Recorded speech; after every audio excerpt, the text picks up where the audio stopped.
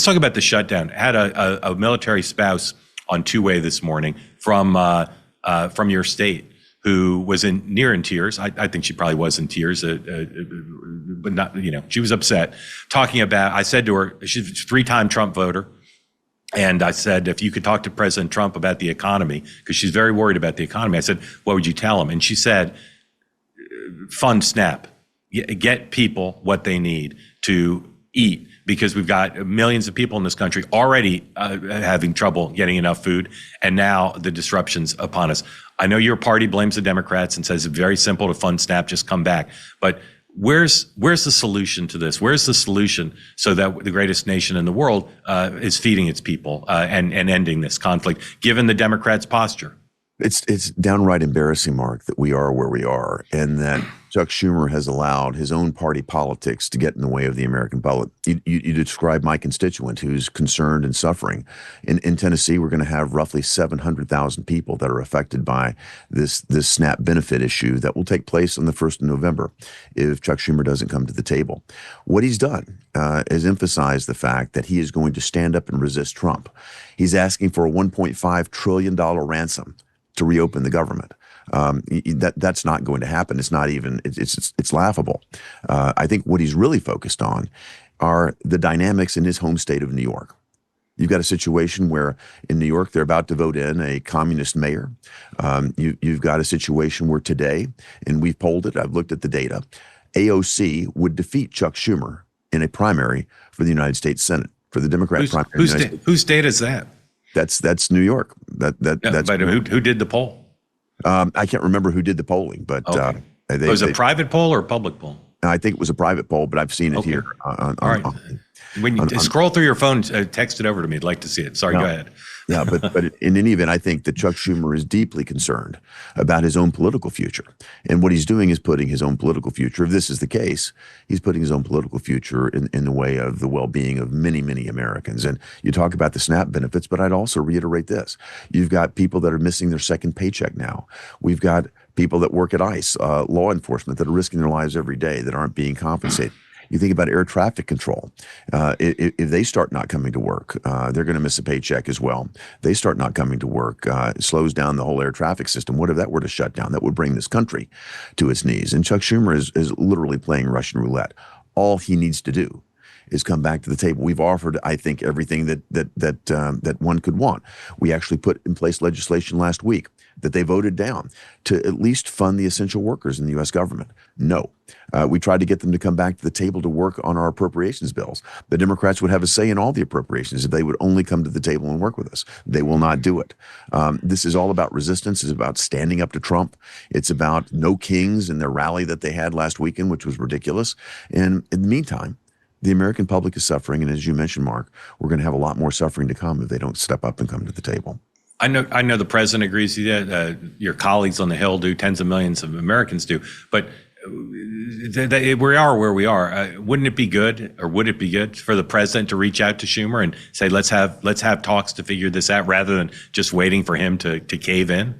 Well, Mark, I'll remind you, they already met. Schumer and Hakeem Jeffries demanded. Yeah, didn't go great. And it didn't go great. And how about another one? Yeah, they just want to be able to point to the meeting. They want to step out in front of the White House and somehow try to blame it on Trump.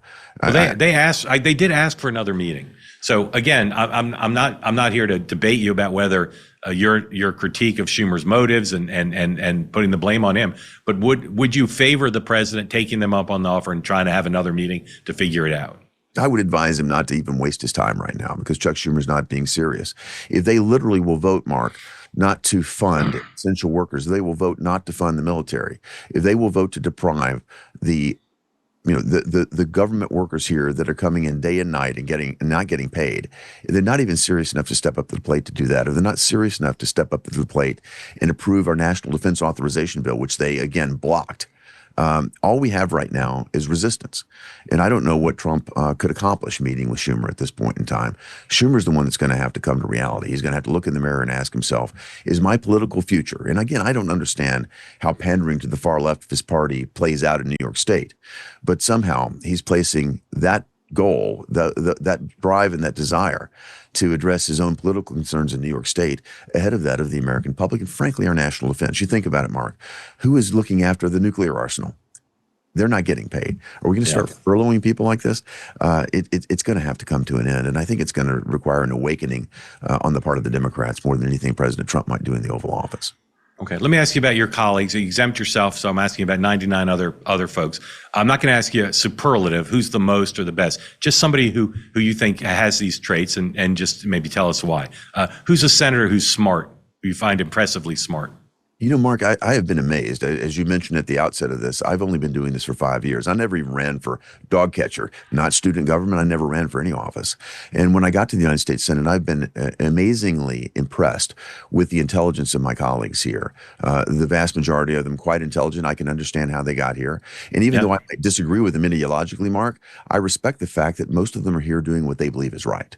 And we have some extraordinarily smart people. We were just, I was just talking with John Kennedy yesterday. Who's got a demeanor that, you know, is very colloquial and fun, but he's a Rhodes Scholar and smart to whip. Yeah, good choice. That guy's a genius, even though he tells jokes like he's maybe a truck driver. Not that there aren't genius truck drivers. Who's a funny senator? Well, I'd have to go back to Kennedy again on that. Yeah, yeah, 2 for 2 on Kennedy. Who's a brave senator? Courageous senator. You know, Tom Cotton is steadfast and courageous. Yeah. You got Tim Sheehy, another guy new to the Senate, but you know, these guys are heroes in my book. They stand strong, but we have a lot of brave senators. Yeah. Again, I'm stipulating you're by naming one, you're not saying no one else fits it. Who's a senator who you think someday will be president of the United States?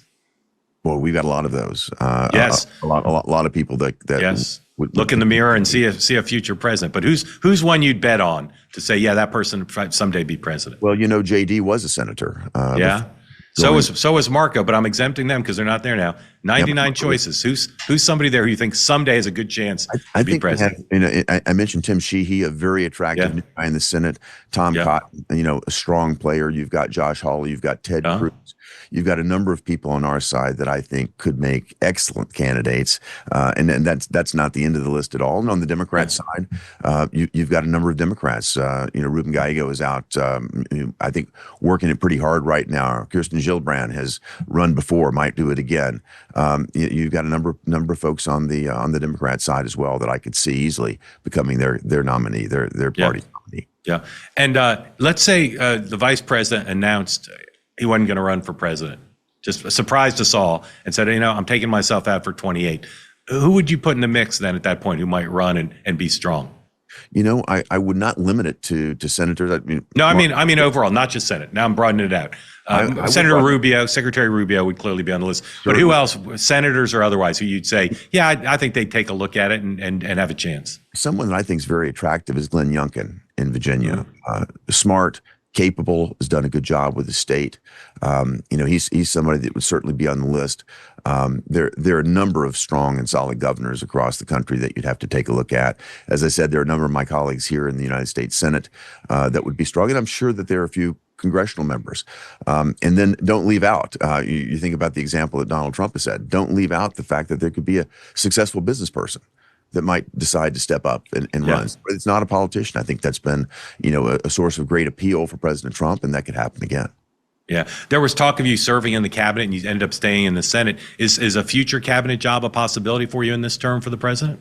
Well, I think I'm where I need to be right now. I'm running for the United States Senate again. I'm up in 2026. It's the greatest honor of my lifetime to have the chance to do this, to serve my home state. I'm from a small town in Tennessee. I never imagined that I would be able to represent my state in a position like this and to be able to touch as many lives as I've been able to touch. So I feel extraordinarily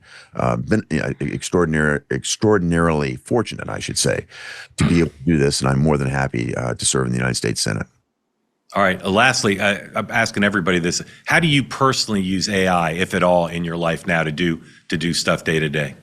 You know, it's an amazing time saver in a lot of respects, but also it's just a way to organize research. And if you think about the number of different things that hit us every day in the United States Senate, to be able to go in and put a query into AI and get a very quick, very, very well organized, generally speaking, series of points on a given issue that might be new to you.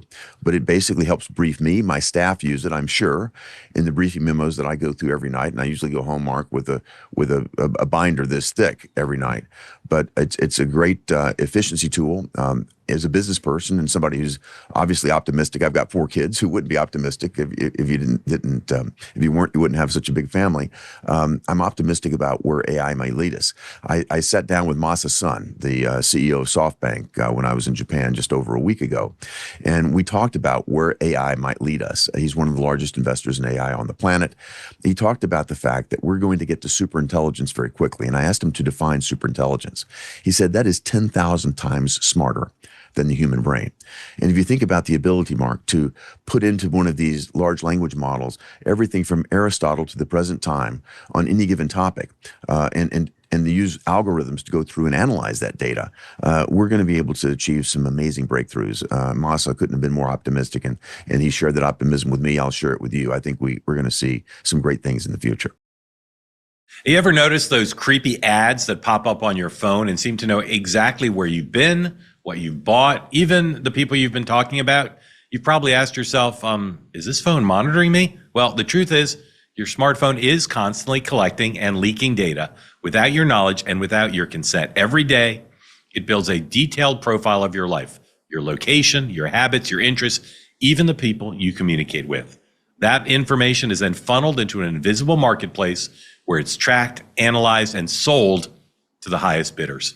It's not just annoying, it's invasive, and it's happening all the time. But the Up phone by Unplugged is different. It's designed to protect your privacy from the ground up. No hidden trackers, no data mining, just a secure, streamlined smartphone experience that puts you back in control. Whether you're texting, browsing, or using any app, the Up phone ensures your personal information stays personal. It's the phone for people who are done being watched. Are you ready to take back your digital privacy? You can. Visit unplugged.com/Mark and get $25 off a phone case with the purchase of a phone. Learn more and order your Up phone today. That's unplugged.com/Mark, because your life should be yours, not theirs.